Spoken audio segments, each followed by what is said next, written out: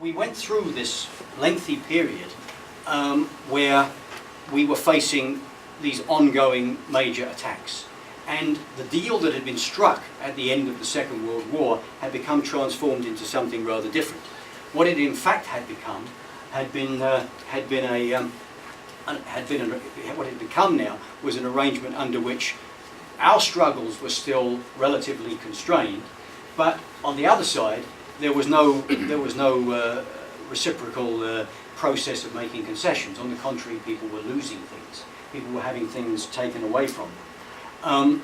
During the period of the post-war years, there were several examples where people did indeed step outside of that box and try to find ways to fight back that were beyond that which had been set down by the post-war agreement. I would think particularly of the wildcat strikes by postal workers in the 1960s that opened the door for trade union rights in the public sector generally. And I would think also of the Days of Action in Ontario, where the labour movement and allies in the community actually organised to challenge a government in a way that was much more significant and much more important.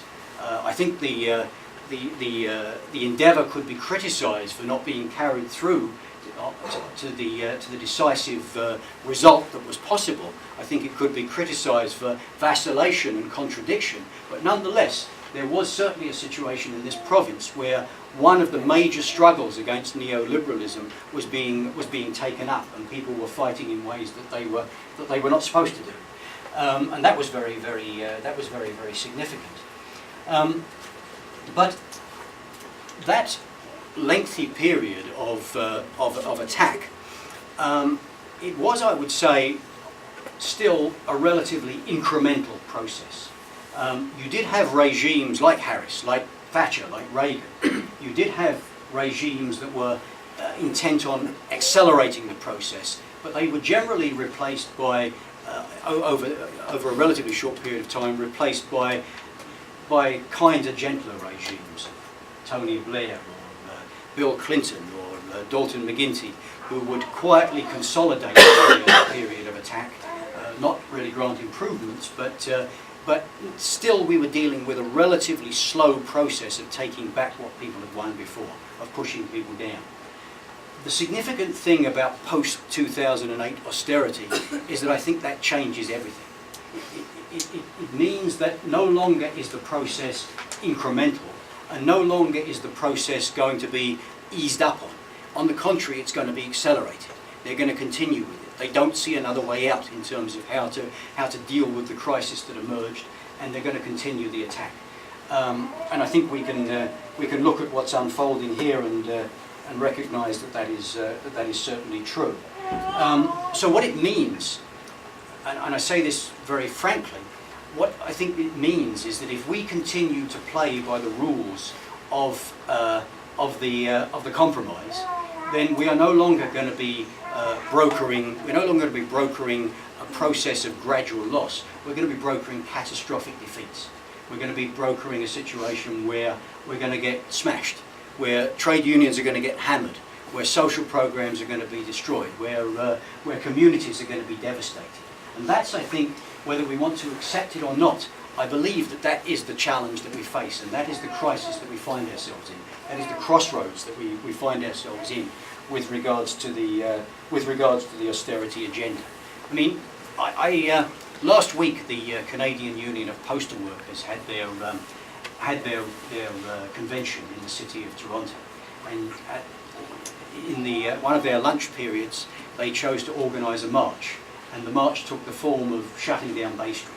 They marched up Bay Street and got to King, and to the surprise of the police and everyone, the march suddenly stopped, and they held their rally, a lengthy rally, right there in at the intersection. And people were very inspired by that. People were very moved by that. It was a convention. It was their lunch hour. It wasn't. Nobody was suggesting that this was the decisive confrontation with Canadian capitalism, but nonetheless, it was a real call to action, and people were really inspired by it. But it was interesting because that same week we saw we saw the agenda of Rob Ford being clarified and developed in certain ways, and we saw the full enormity of what is happening. And we witnessed the City Council vote to privatise the garbage collection system in the City of Toronto. And that isn't just an attack on a service, and it isn't just an attack on a union, but what it means is that from now on, as far as they're concerned, the City of Toronto will set an example as an employer, as a major employer, by having its garbage service organised on the basis of sweatshop labour. That's basically what unfolded that week.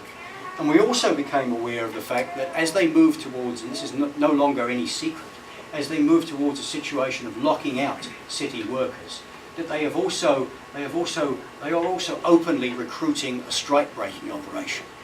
That is an absolutely unprecedented and incredible development for a major municipality to be preparing to deal with city workers by hiring a strike-breaking firm, and that's unfolding. And if that isn't enough, we hear of their plans to sell off 10% of Toronto Hydro.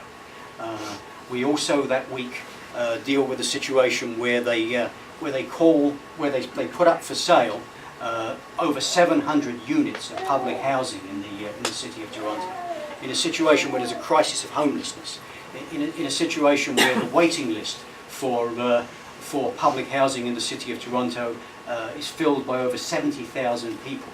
It's virtually an intergenerational waiting list.